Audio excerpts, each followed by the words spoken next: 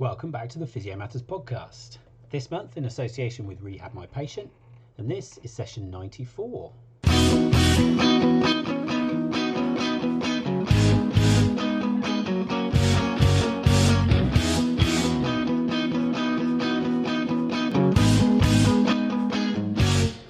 Hello, welcome back to the Physio Matters podcast. Jack March here, stepping in for the intro for Jack Chu, and I'm not going to lie, that's because we've got quite a lot of information to get through and we didn't want to make the introduction 20 minutes long.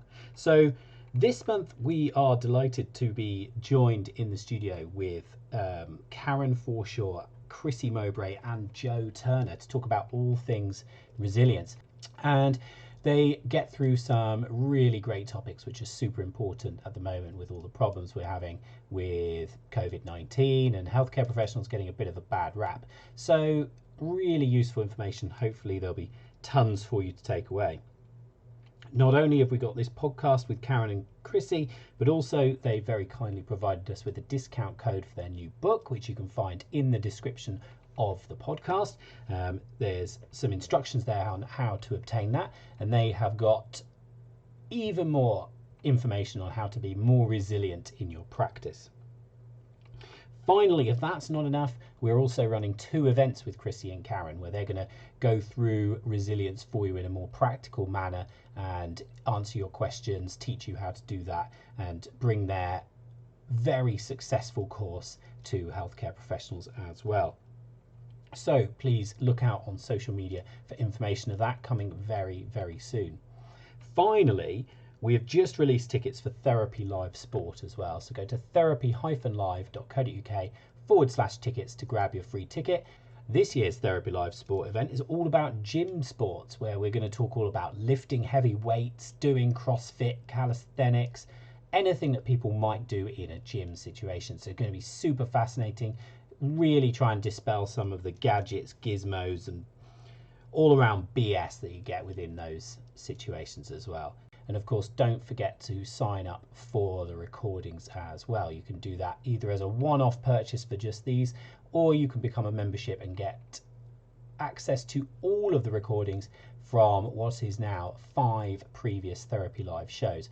I have in fact lost count of how many hours of CPD there is there, so it's certainly worth doing that. So enough from me, and I'll let you get on with listening to Karen, Chrissie, Joe and Jack all about resilience.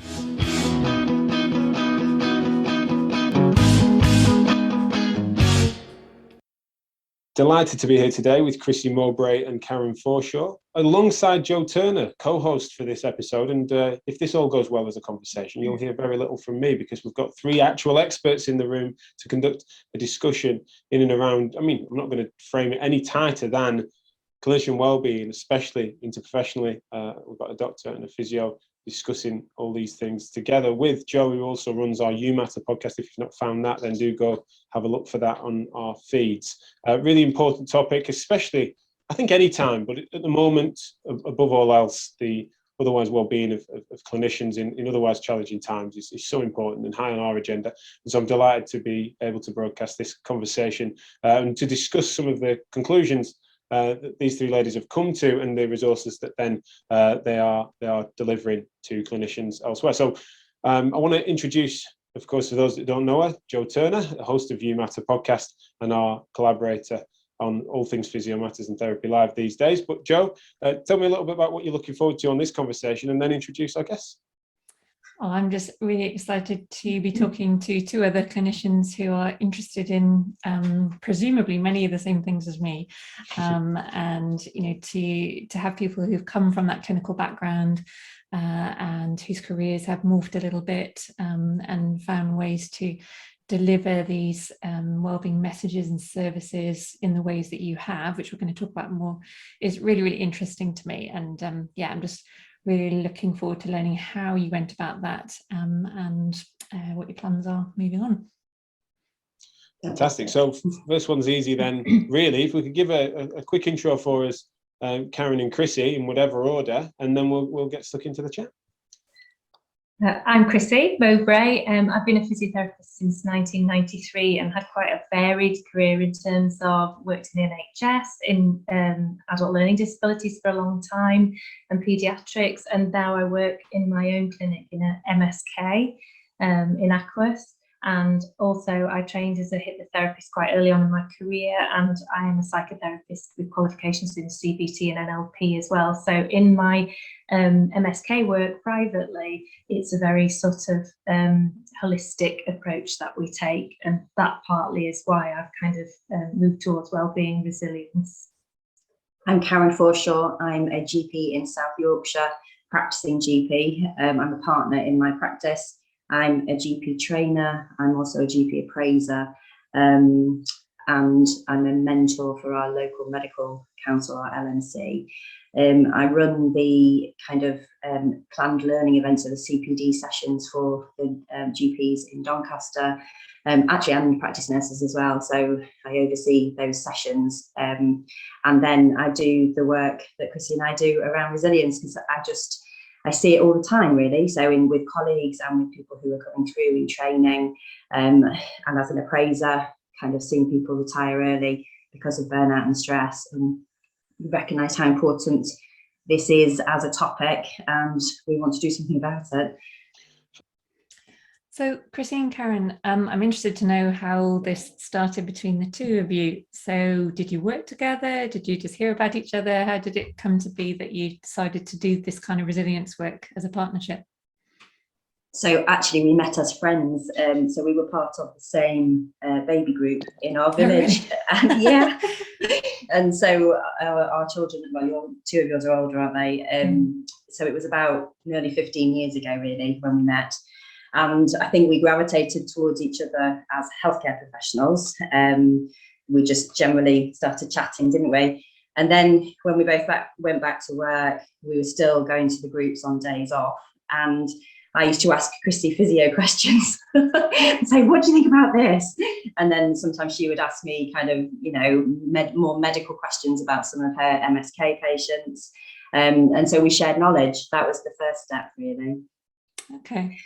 Yeah, absolutely. And we asked each other for coping mechanisms as well, and coping strategies for our patients. So we would share sort of problem patients, people who had more complex needs, really. If we were worried about somebody, and this, we're going to get onto this later on, but this is about bringing work home. So Karen and I would bring work home. We would bring work to the toddler group, and I would have in my head, this person I'm worried about, there might be something underlying, and and the same with Karen, and we would kind of crunch through our heart sync patients together, which we do not do anymore because we are resilient. But that is how it came about, is the sharing of knowledge and the sharing of strategies, coping strategies for patients, and also kind of bouncing things off each other when there was nobody at work to bounce them off.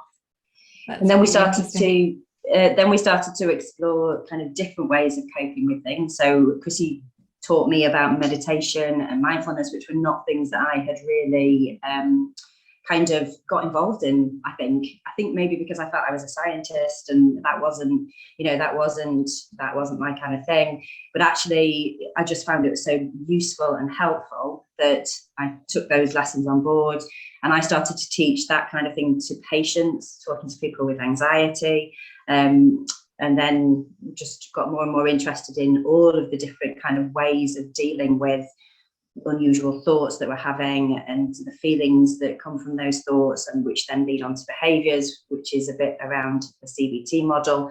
And our knowledge just grew, didn't it? Yeah. And so we wrote down one of our first original tool is something that I used to do in clinic, and Karen and I discussed it. We called it 5-point rescue plan, and it was a way for patients to strategize their way through any problem. Basically, it started with the MSK, looking at it started pain, actually, but then we realized we could apply it to everything, and then we started to talk to our colleagues about it, and we started to use it very much for ourselves, and sort of point each other in the right direction when there was an issue. And we thought we would write that down for patients. So we published a book called the 5-point rescue plan, which basically tells you how to use that tool. And whilst doing this and using the other strategies, we realised there was a huge need within the healthcare professions for resilience and well-being, and that people were crying out for it. And we looked at the statistics, and we thought that we should be providing this. We should be at least opening the discussion. And we approached the Royal College of General Practitioners to say that we'd like to talk about resilience and well-being and share some of our tools, particularly the 5-point rescue plan. And from that, we did some training and got some fantastic feedback, and we've been teaching there for a number of years. And then we've been approached by other organisations because of it. So there clearly is a need for wellbeing training. Absolutely, thank you. So it sounds like the process started, well, obviously at baby group, but then you delivering these tools to patients and then into the clinical world. Did the material change greatly from what you were delivering to your patients? Did you consciously change it, or did feedback suggest that there was a need to change it and present it in any different way? So the basics are the same, the tools that we use, so meditation, mindfulness, looking at CBT strategies, the 5-point rescue plan, breathing techniques, all of these things are out there. It's about how you apply them. So really, when we're talking to a healthcare professional, we may talk more about how to apply the tools in your clinical day. So, where to find space, which tool would be useful if you've had a really horrible complaint from somebody. Now you've got to sit down and do the rest of your clinic, so you might need to compartmentalize. So you actually need something that's going to help you do that. Or something that we found really important actually for healthcare professionals is the concept of empathy. So that's a big thing that gets taught in medical school. We need to be empathic. We need to feel our patient's pain. But actually, if you're feeling somebody's pain several times a day, that's actually quite detrimental to you. So we try and encourage compassion rather than empathy, because with compassion, you are understanding how something's affecting somebody and you're willing to help them with what's going on, but you're not actually physically feeling what's going on for them. You're not having kind of surges in your own stress hormones, because remember that when you imagine something horrible happening, or try and feel how somebody might be feeling, you will actually be affecting your own body chemistry. You'll have a surge in your adrenaline, your cortisol levels, and get the associated side effects from that, which is headaches, stomach pains, and sometimes feeling a bit short of breath, a little bit of palpitations. And that's not what you need when you're trying to deal with a patient who's in distress.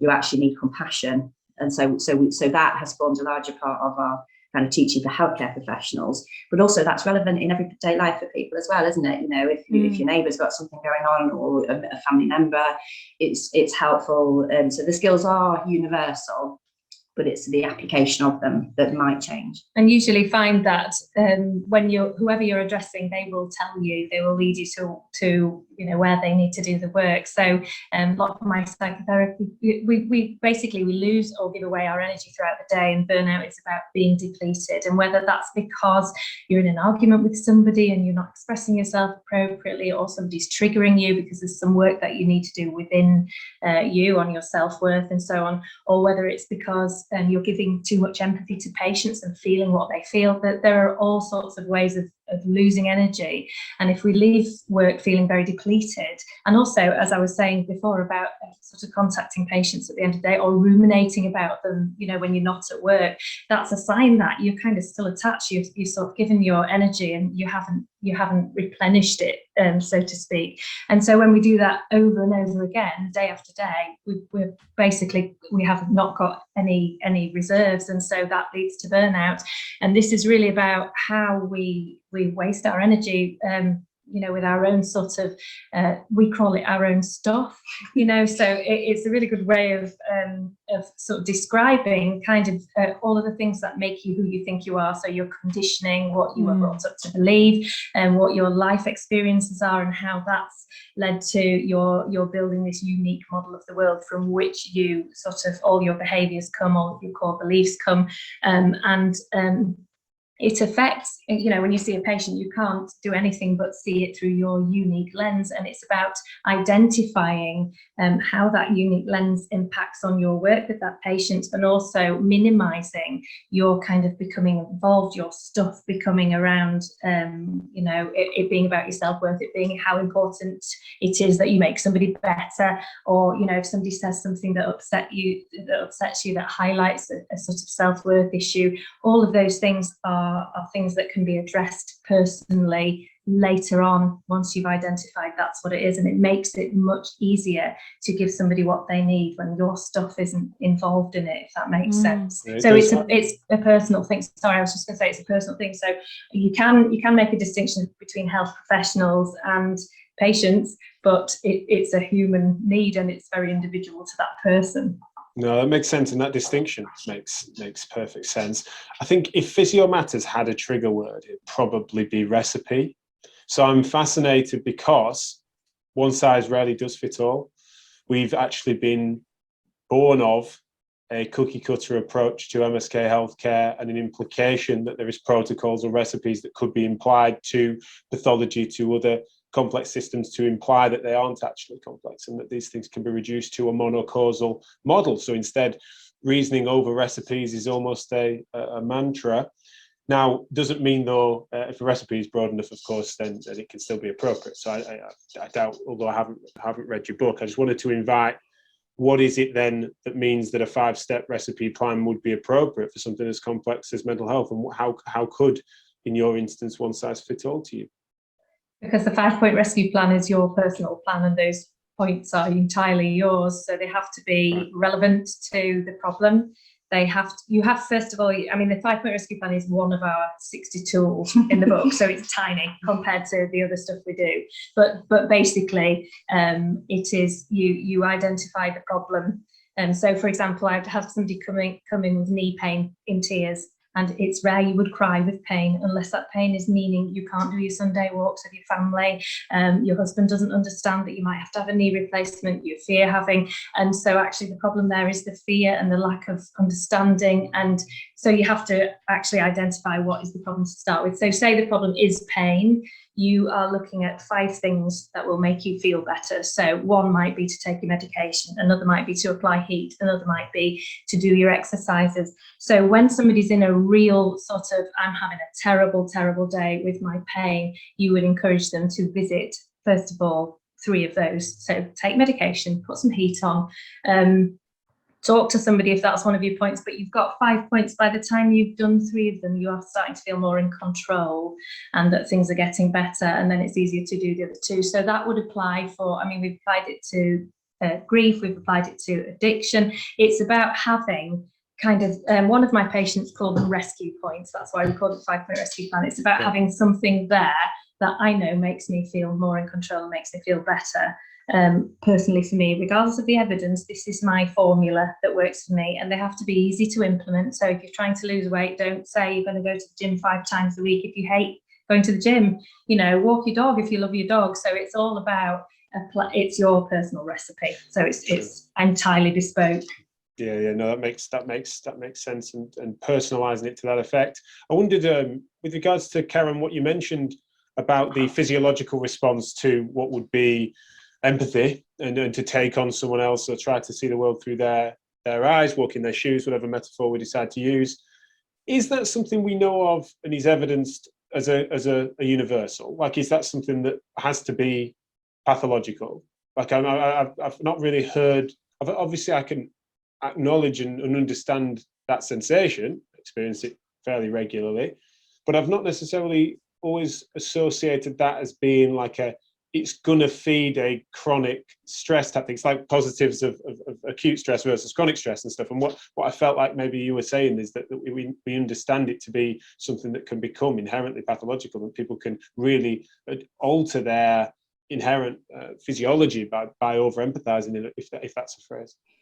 So basically what happens is, if you are trying to understand how somebody feels, you imagine, don't you, how you would feel in their shoes. So you maybe have had a similar situation to them. So for example, grief, if you're dealing with somebody that's grieving, if you've lost a parent or, you know, a friend, you will remember what happened to you.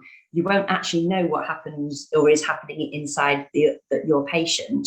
What you'll do is you'll internalize it and you'll make it how you would feel.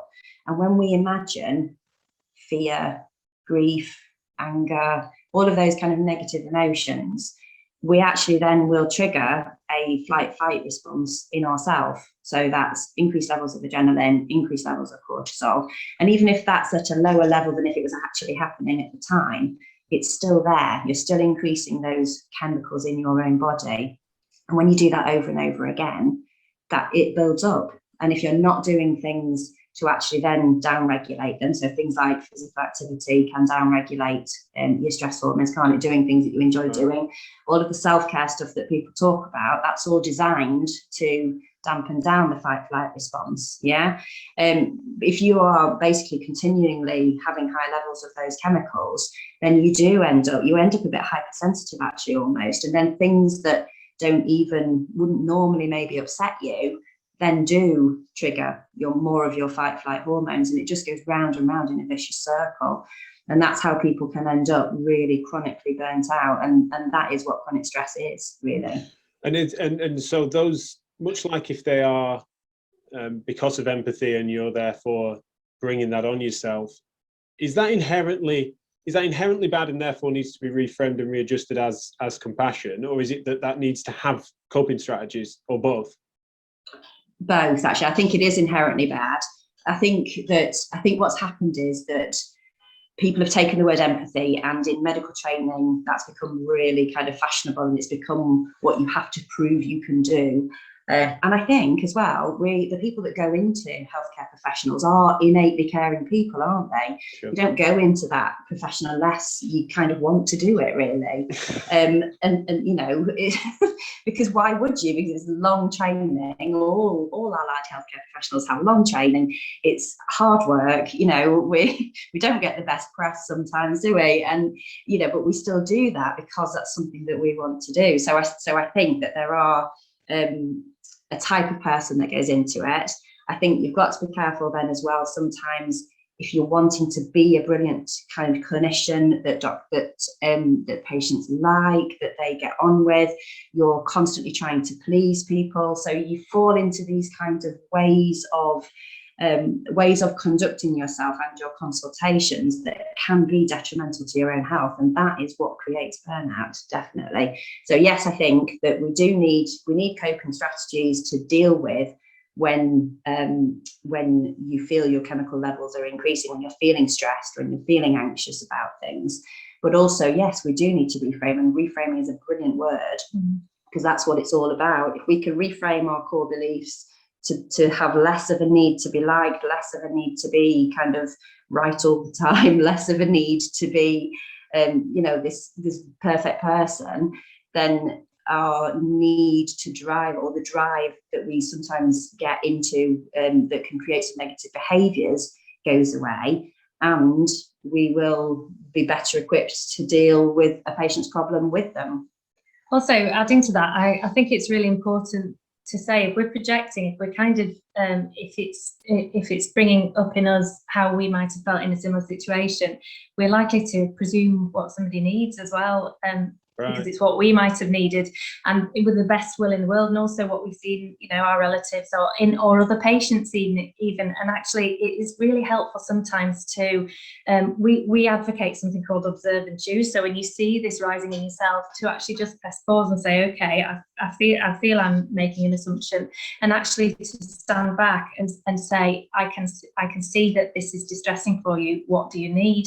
And often our patients will really surprise us, because it's not what I would have needed, and I was about to give you, you know, a hug, or, you know, I was about to, and actually what they need is something really practical, or something, you know, or they just want you to get an answer from the GP or the specialist. And so to actually stand back and make it less about you and more about them is really helpful on both sides of the story, really. Yeah, no, that's fascinating. I think that the inherent negative thing, I feel like if we've got time to, I'd like to come back to. But one of the things that's very much music to my ears is the sort of inference that has become trendy, as you describe it, about empathy being just nothing but an upside, right? And that the more empathetic system would only be positive, forgetting the human interface of the clinicians delivering said empathy and failing to recognise that can be challenging. Also, I've been talking recently within, interestingly, adult learning difficulties and disabilities, is that the way in which some of these professions, our professions that would benefit greatly from various different neurodiverse populations, which struggle famously with empathy and other emotions, of which then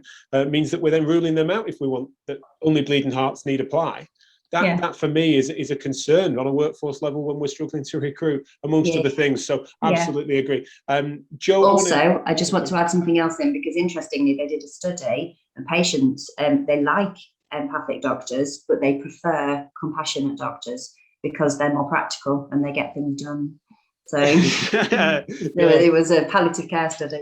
No, it's interesting, and certainly again one for later in the conversation if we've time. But a book that I probably it's not in a medical context, but it reminds me a bit of a book by a psychologist called Paul Bloom called Against Empathy: A Case for Rational Compassion. He was making the case about empathy as an emotion of which is unreliable on a policy level because of the way in which it can therefore be skewed. It's a very visceral, very evolved emotion, and a really interesting aside then into the policy game. But let's keep it clinical, let's keep it practical. And Jo, I definitely though want to invite your thoughts on some of that stuff, because it feels like echoes of our previous broadcast. It's really interesting to think about the borders of your own empathy, that you probably don't ever want to divorce yourself from that skill and be able to bring it in flexibly when appropriate. But I hear what you're saying, compassion almost brings a sensible limit and a boundary which still feels as if you are able to create a close relationship with the client, but not to your own detriment. And your own energy, and then the knock-on effects to the other people in your life that are not your patients, or not to mention just yourself. We've talked a lot about the word empathy, and I wanted to pick up on the resilience word as well, which is something you two use a lot, and it's a word that has come up more when I've been having conversations with other doctors than physiotherapists. And I'm sure you two have been asked this question many times, and I apologise because I know resilience is a buzzword and gets good press and bad press in clinical fields. Just to sort of present the bad side, or the less popular interpretation, a lot of my medic friends say that was the first message they picked up actually at medical school. And you mentioned being taught that we're supposed to be empathic, but I've got a couple of friends that said, I went to medical school, enthusiastic, fresh face, wanting to help everybody. And then I just learned that the main requirement of me was not to break and to be resilient. And what I hear they heard then is that resilience is this kind of really, really high expectation and something that felt really hard to live up to. And I appreciate that's one interpretation of resilience. And I imagine from your book that you two have a different view on that. Would you like to talk about your interpretations of resilience? Yeah, so our favourite word is buoyant, actually. Okay. Which is a synonym for resilience, actually. And that is what it's about. So basically, we all have up days and down days, don't we? And the point about resilience is that when something bad happens, you actually can bounce back from it. So it's about how quickly and how efficiently you bounce back from adverse if kind of events, really.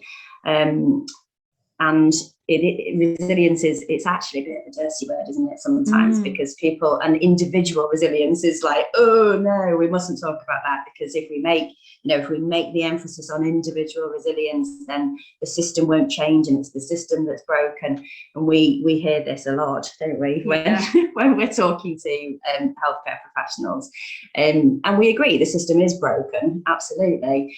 But if you don't have your own individual skills to fall back on, a toolkit is what we call it, so your own resilience toolkit, then you're kind of never going to be able to be resilient. You can make the environment as resilient as you like, really, but if we aren't individually prepared to accept responsibility for our own kind of mental well-being, then the environment would have to continually change, wouldn't it, and adapt to us, and that isn't possible realistically.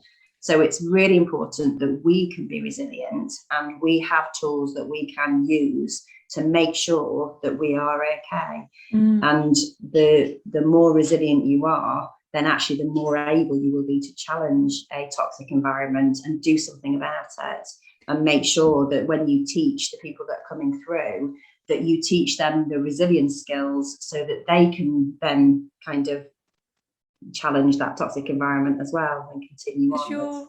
Has your experience or view on that changed at all through the pandemic, where, you know, obviously if there was any lack of resilience within the system, it's going to have shown in the last couple of years? Do you get, even with that, or particularly in these last 2 years, have you had more kickback around that than previously? What's your experience with clinicians? I would say less, actually, more because I think, in fact, it was really interesting. We were speaking at Health Education England session, and they had a high-profile GP talking about kind of well-being, and then somebody popped a question on, and her main issue is about her role is really to challenge that toxic environment that we're in, which is great, and it's very good that we have people doing that. But then somebody asked a question in the chat and said, but what about day to day? What about me day to day? And she was a bit at a loss as to what to say to that person.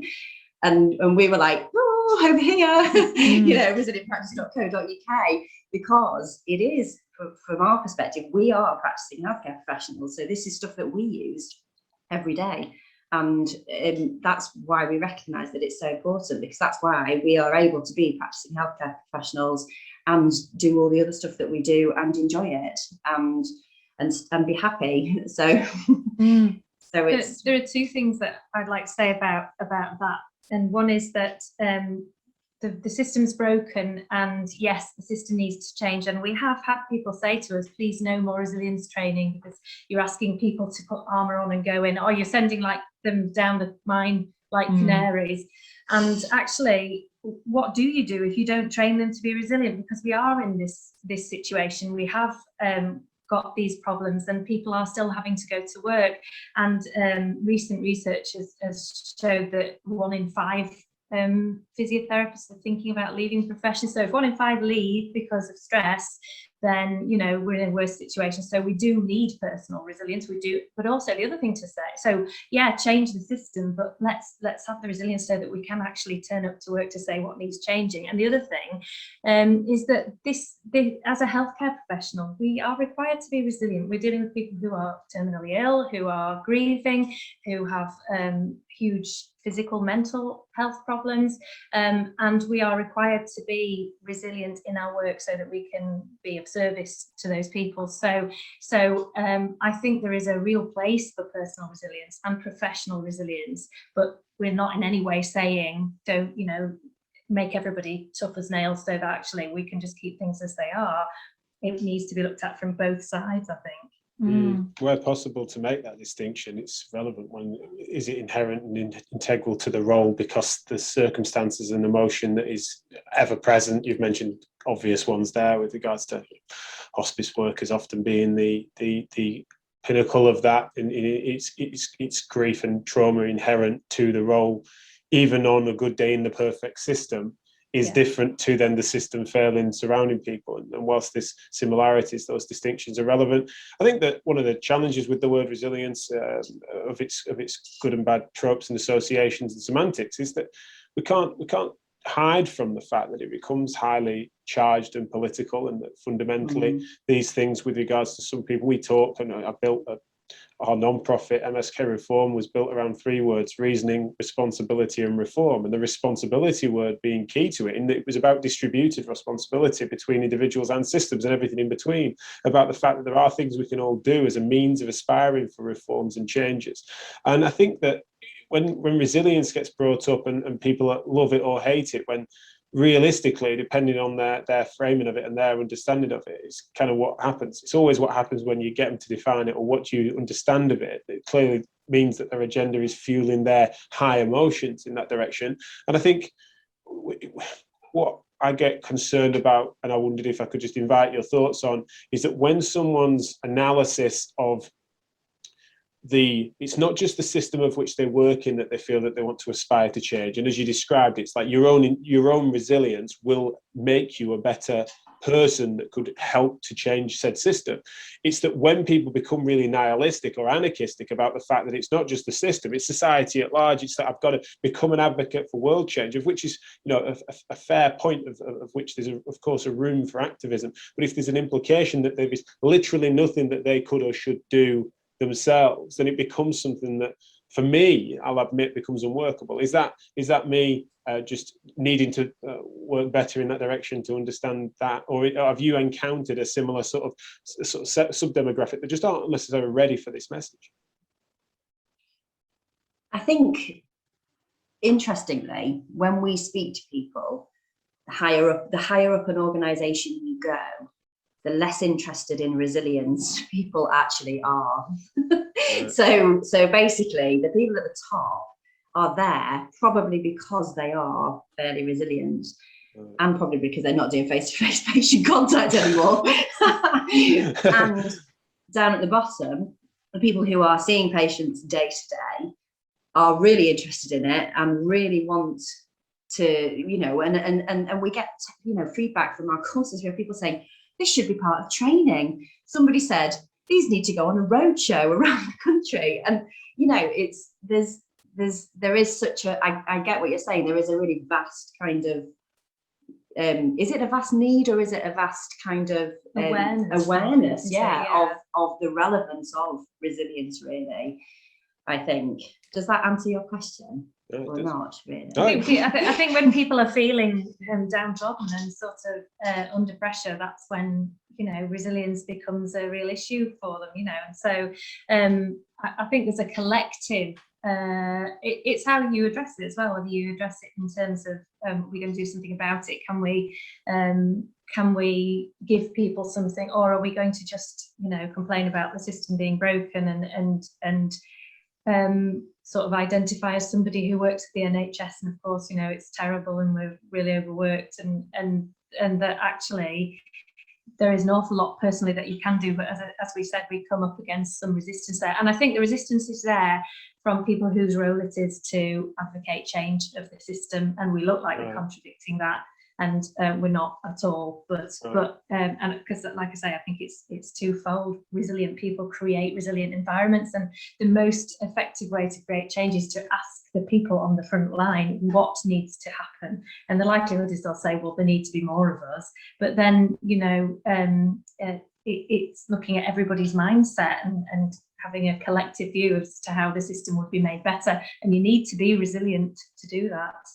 And am I right in thinking that the mechanism and the description of the work that you guys do is based on at least the person that you're working with needs to have a concept of human agency that means that they feel that they have some capacity to change? If they've gone far enough just to feel that they are essentially just passengers and that they don't have that agency, am I right in understanding that they're not beyond help, but I just mean there's not necessarily a readiness to engage with that material? But we would challenge that, you see, because what we would say to them is really what our training is about is self-awareness. So it's about recognizing and understanding why you respond to things in the way that you do. So is that because of stuff that's happened in your past? Is that because of, you know, a negative underlying core belief that you hold? Because there are things that you can do about those things. Yeah, what you're doing right now is what you're doing right now. It's not fixed. It's a choice that you've decided, or it's a set of strategies that you've decided to employ up till now. Yeah, and actually that can all be changed and reframed, which is why we like that word reframed, because everything can be reframed and people can move forward. And resistance is a huge thing.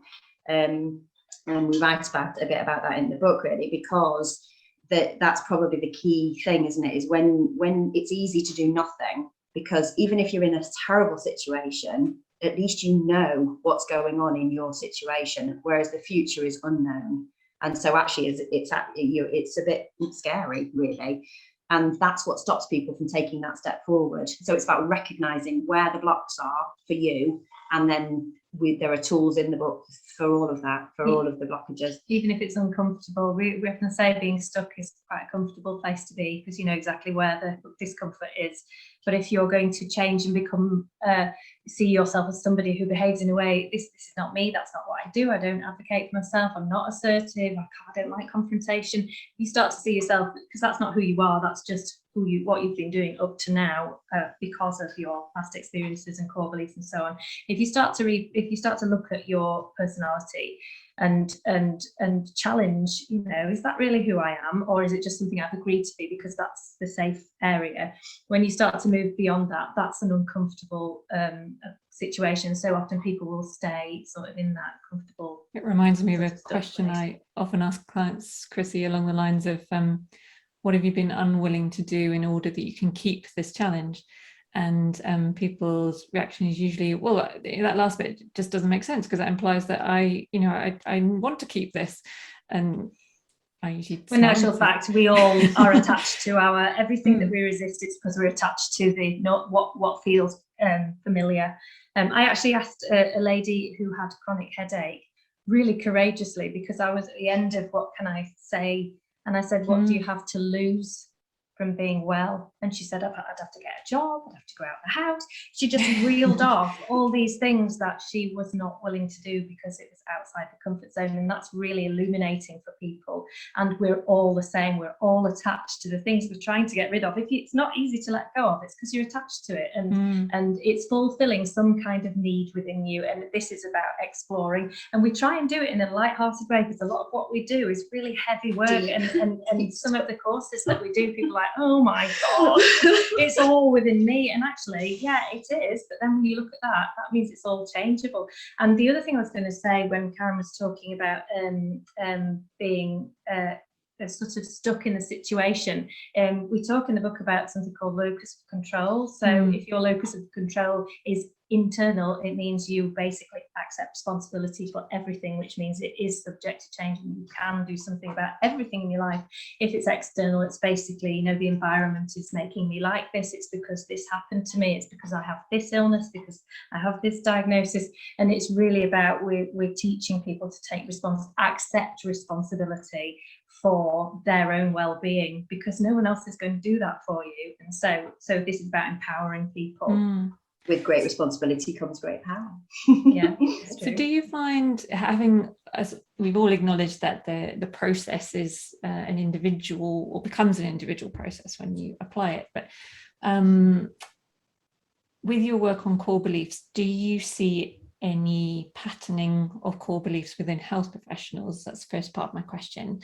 And secondly, as a physiotherapist and a doctor, or people that work with, let's say, doctors and other health professionals, do you see any differences in core beliefs that you could separate out, even, you know, within different professions? There's definitely archetypes that are common to all of us. We've all got healer. If you read Carl Jung and talk about archetypes, we are all sort of channeling the healer archetype, sometimes the mother. So there's definitely things that are common in a caring profession. We often ask as well, who among our delegates were told that they were caring as a child, and I definitely put my hand up at that, because somebody said, oh, you know, you're so good with animals, or you're so good, and then you go, yeah, that's me, I'll have that, and then you kind of perpetuate that because it's met approval from the adults, and then you will seek to get more from that and fulfill that need. So there's definitely I think in terms of negative core beliefs, most of us are around self-worth.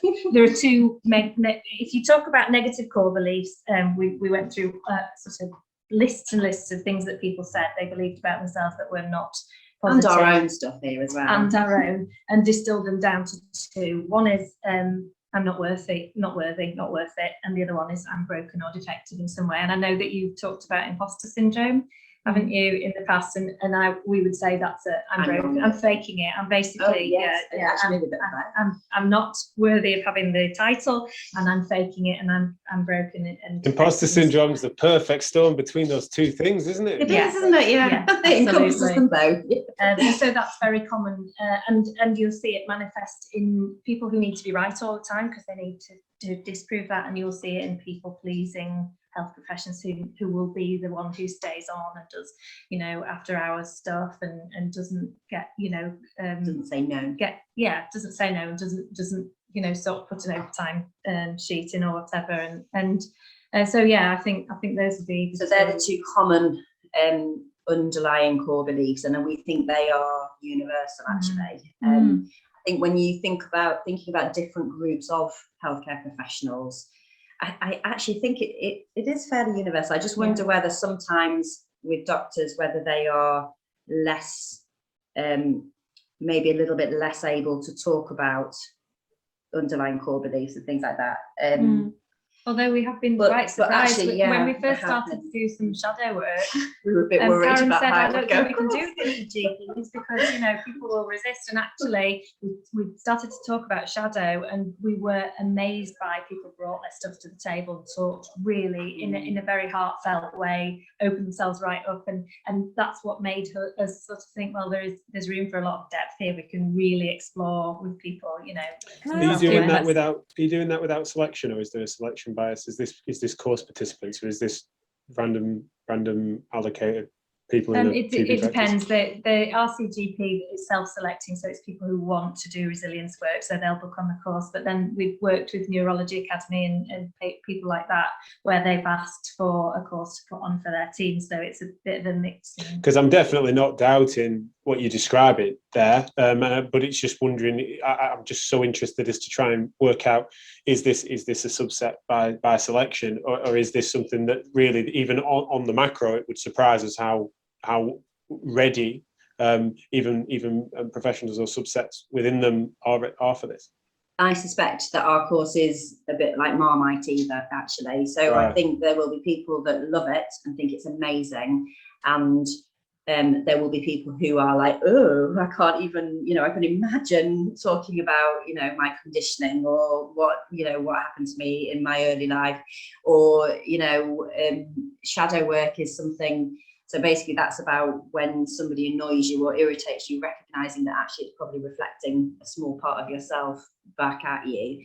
And so people find that challenging.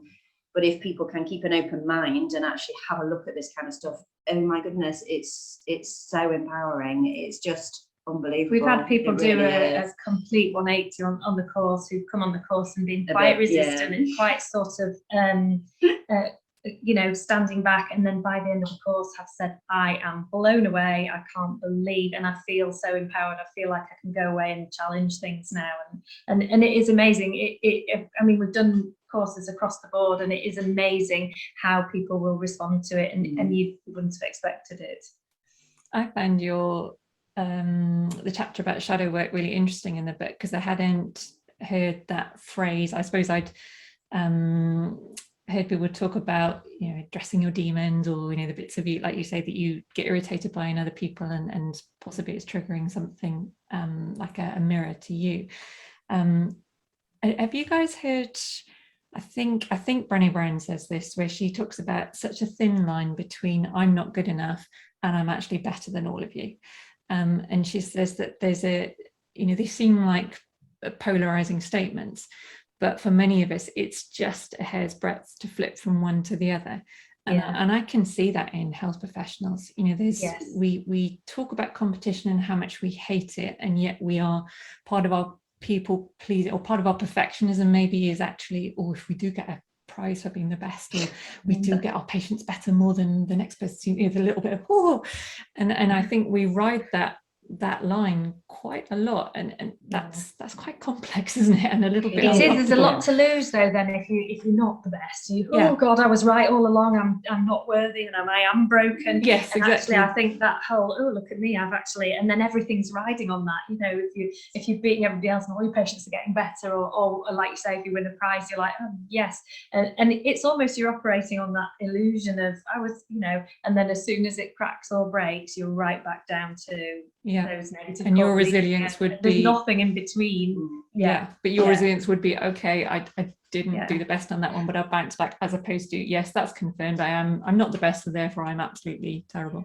Or actually, what would be 100% the best thing for everybody, and would be actually to reframe those negative core beliefs. So actually you distill it down to, oh, I didn't get the job, it's because I'm not worthy. Then you go down there and you say, actually, you didn't get the job because there was somebody who was better qualified, or you didn't get the job for, you know, for whatever reason. It's not a kind of a personal reflection on you, and it's not a piece of evidence that confirms or reaffirms your negative core belief. And so we actually do need to tell ourselves quite a lot that we are worthy, and that we are fully whole, and, you know, actually capable of whatever we want to do, really, and worthy of great kind of happiness. And I know it sounds very American, but actually it really is important that people say that to themselves on a regular basis. So actually what we start to do is we start people off with, have a look at what you do say to yourself on a regular basis, because usually that is reaffirming those negative core beliefs. So calling yourself stupid, I don't allow my children to use the word stupid, because I think it's a horrendous word, but I call myself stupid quite often, really. And that and I have to catch myself and say, oh, hang on a minute, did you really mean that? Did you really want to say that to yourself today? Or is there something better that you could say to yourself? And that's reframing. If I could just circle back as well, talking about you were saying about the, you know, if I'm the best and I win a prize and so on. I just wanted to mention the word ego, because we talk about this in the course as well. And there's a lot of things in the mind, body, spirit sort of sector talking about banish your ego, kill your ego's out to get you. But actually, ego is something that will challenge the negative core beliefs. So it will make you feel great for a while, you know, if something good happens. And ego kicks in when somebody threatens something that's yours. So for example, you know, your possessions, your status, your job title, your being the best, all of those things that you believe you are, if they mean something to you, then, and somebody threatens it, then your ego will kick in. And it's a really important part of the psyche that is there to protect you and keep you safe.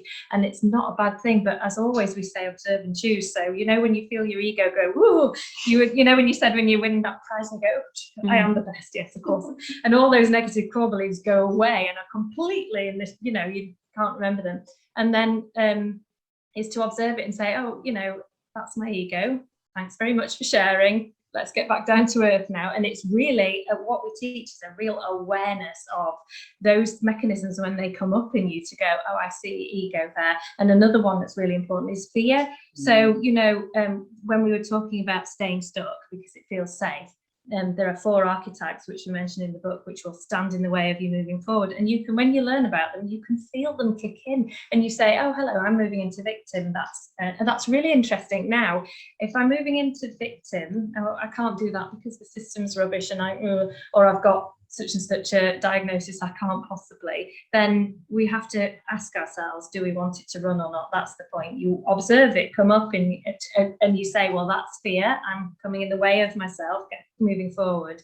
I can see myself becoming victim or child or whichever.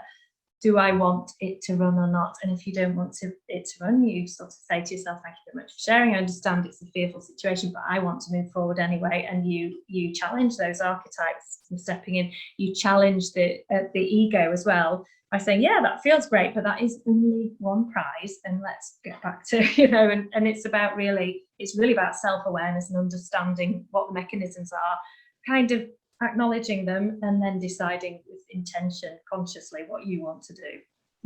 Reminds gives me sort of echoes of second wave CBT 101, where you've a recognition of those things bubbling up, and then you're making that decision as to whether or not they are able to manifest and influence you.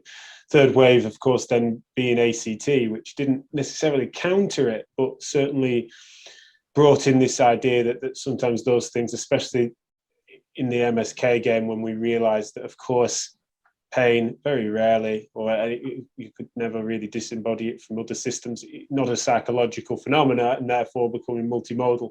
ACT became popularized under the fact that this is going to be something there that can't be, unlike fear. It is something that therefore might need to be accepted and committed to change it.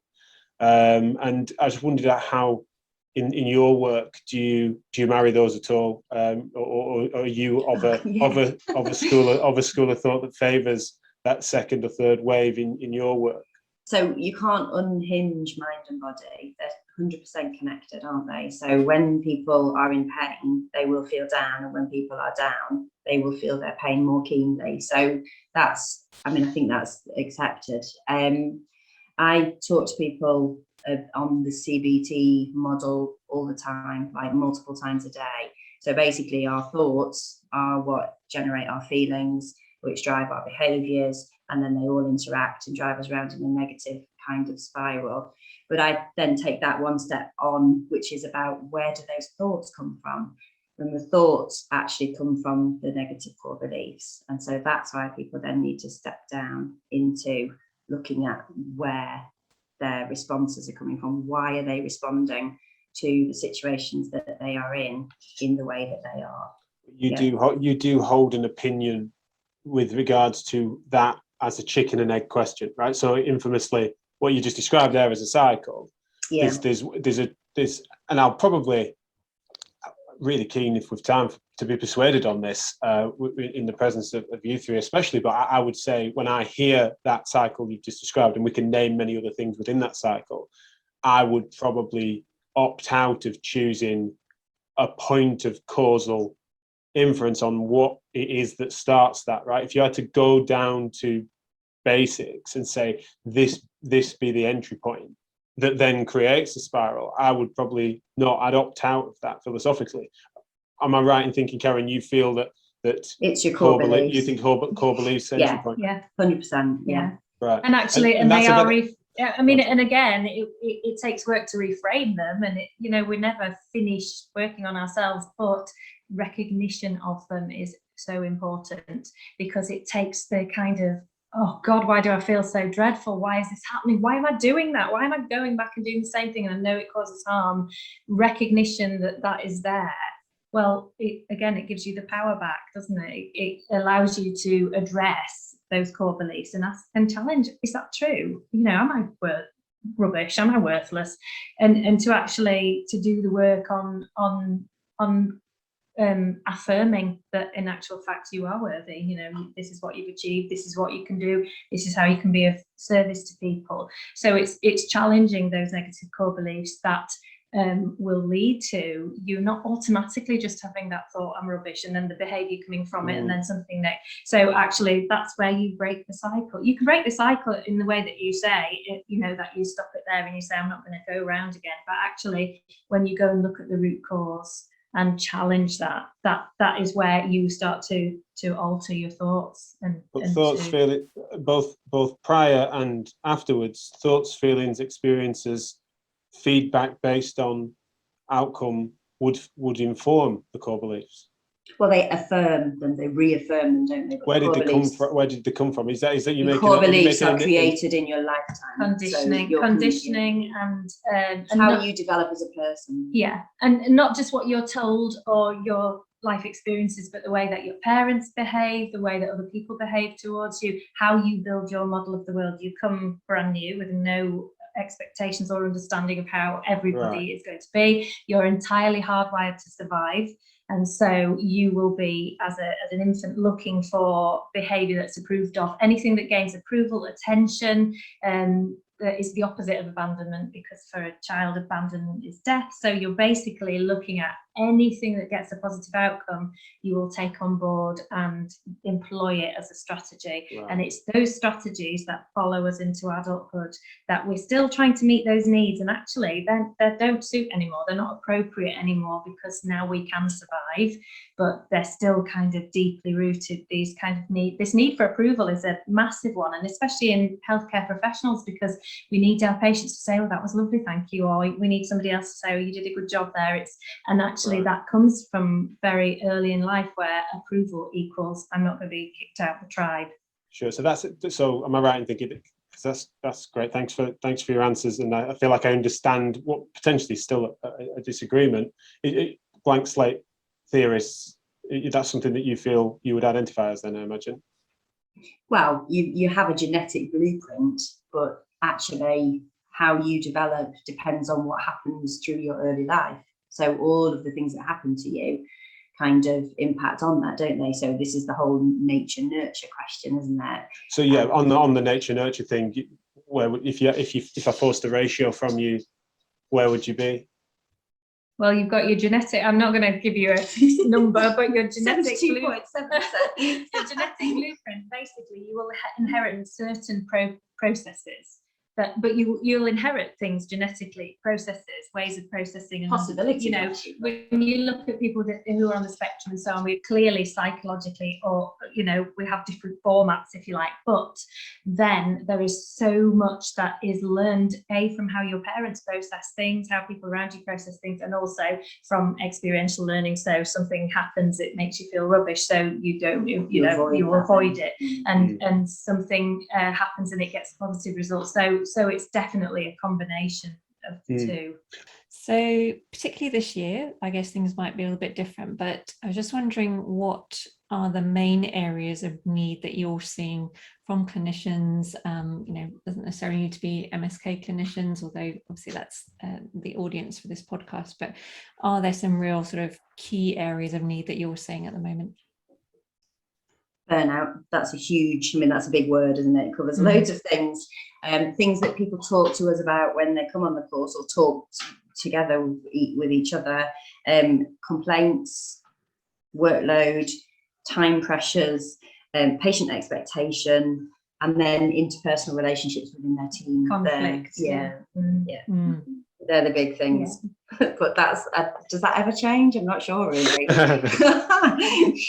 Yeah, you think that reaches so many different challenges anyway, doesn't it? But they've just been emphasised, haven't they, in a massive way. And we've spoken, Joe, about that many times on Chewing It Over and on New Matter and things.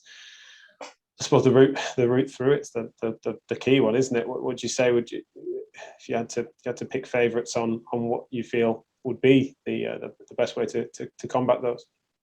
Self-awareness all the way, basically understanding how your own stuff impacts on how you perceive what's happening. So within conflict, within consultations, when feeling pressured time-wise, all of those things are about your perspective and understanding how your stuff, your mindset, you know, if you always feel rushed, if you always feel like you're not giving enough, you know, it comes right back down to all of those things that make us who we think we are. And definitely would say communication.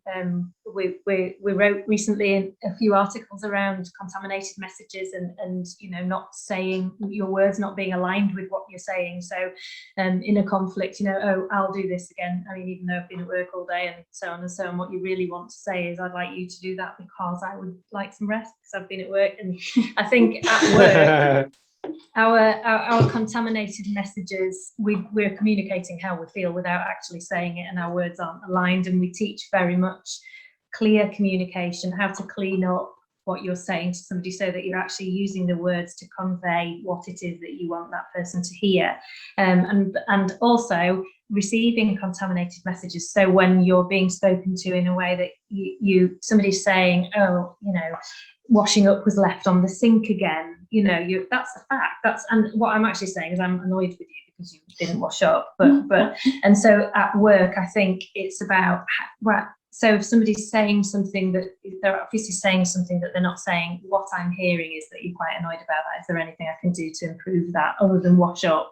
You know, and so we're teaching very clear communication, but we're teaching self-awareness in the consultation, self-awareness with colleagues, you know, when things come up in us, to recognise them, to identify what they are and to decide whether to let them run or not, and sort of to basically clean up how we speak to each other in conflict. And I would say observe and choose. That would be my 100%. So basically just step back from the situation, observe what's happening, and then make a conscious choice about what you want to do next, because you do not have to do what you've always done. That's what you've been doing up to now, and you can choose to do things differently. You can choose to say something differently. You can choose a different behaviour. You can choose a different response. I can't wait to read it, because I honestly say it sounds like you found a cure for passive aggression. Which what a phenomenal gift to the world that would be proliferated, particularly in healthcare, because you've got able communicators choosing to use euphemistic language because it's more powerful in an passive aggressive manner. Interestingly, though, it says an awful lot about them. That's what I would say. So they think it's making them powerful, but actually really it's not, because it's exposing them quite a lot, really. And so we all should be conscious. We I mean, Joe, I think probably off air more than on air, we both have a bit of a pet peeve on those sorts of things, don't we? And we say about being a classic mask. Yes. Yeah. Oh, I'm perpetually trying to develop my passive aggression now. Not good enough at it. Although I do like a very cleanly communicated complaint, rather than, you know, can we just cut to what you're actually trying to say? Because I just really would like you to say that you're annoyed with me because, you know. But, Oh, brilliant! Right, it just stands ever more reason for my abrupt tweets. That's what I keep seeing. That's what's happening there. But clean communication. So just to bring it to a close, if you could just tell us a little bit about. I mean, we've obviously got into some of the detail, but there's much more to discuss. But if you could let us know about the book, about the course, and how people can find out more about you guys. Okay, so the book is available on Amazon. I think it's at Waterstones. It's published by Sheldon Press, and if people do read it, we would love you to review it, actually, because I don't think we've said the title yet, Karen. Oh my goodness! Okay, so our book is called How to Rise: A Complete Resilience Manual, and it's been out with Sheldon Press. It is. We also have a website, which is www.resilientpractice.co.uk. We post a wellbeing article every week, which usually has a tool of some sort connected to it, so something new that people can try. Our courses are listed on the website. We're running them with RCGP. We're running them with Health Education England, and I guess if you're interested, Jack, then we would be interested in talking to you about running them with you. If listeners are interested, get in touch. Yeah, we're quite happy to design bespoke courses for people, and we're always happy to talk about wellbeing resilience, and we're developing our courses. So, you know, if anybody feels that they would like something, then please do send us an email. Absolutely, and of course, we're on Twitter and Facebook as well. Oh, and Instagram. Yeah. Fantastic. What are the handles on Instagram and Twitter then? Twitter is ResilientPract1, and Instagram is Resilient Practice How to Rise. No spaces, because there wasn't enough. No. Well, it sounds like it'd be easy to find, especially when you guys are very Googleable from when we were doing our looking into you, and it's really great work that's super important. And I would say to anyone that's listening, if you want to pursue this, then obviously you can get in touch with us, info@physio-matters.com, for us to signpost you to any of it. And also, as been alluded to, Jim's working on an idea as to how we can try to bring this to and make it as specific and as bespoke as is necessary for our audience. So do get in touch if you want to pursue this further, and it just feels like this is clearly the first of many conversations we can have between us on various different parts of it. Joe, I wondered if there's anything else you'd like to add before we close? Oh, just really loved hearing about what you've been doing. Thanks so much. You've educated me on a few distinctions, given me some new terms for things which I've thought about, and it's very helpful to put names to them. Yeah, and looking forward to chatting to you both more. Thank you so much for having us. Absolutely, really enjoyed it. Been a pleasure. Thank you.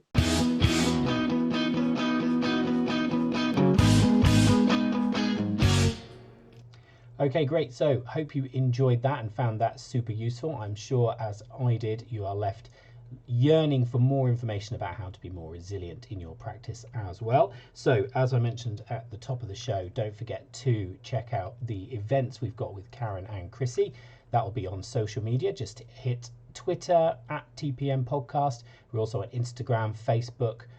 You can find the details there with the same name. And we've also, don't forget to check out the book discount in the information of the podcast as well. We'll be back in a month's time. We're edging closer to our 100th episode. We've only got about 5 more before we get there. We'll have some special stuff going on for that. Mad that we've managed 100 months in a row without, or nearly 100 months in a row without missing. A few million downloads and not a little bit of stress later, but hopefully you've enjoyed all of them. Why not go back and listen to some of the old ones as well? And if you haven't through all of that time, give us a rating and a review on whatever podcast platform you listen to. It does really help us out, and we don't ask for that very often, so do that. And then finally, if that's not all enough for you, go and sign up for your free Therapy Live sport ticket, and we will see you there. So all that's left for me to do is do the sign out, as I don't get to do it very often, and I always like to try and do that when I can. So you've been listening to the Physio Matters podcast, discussing physio matters, because physio matters. Bye for now.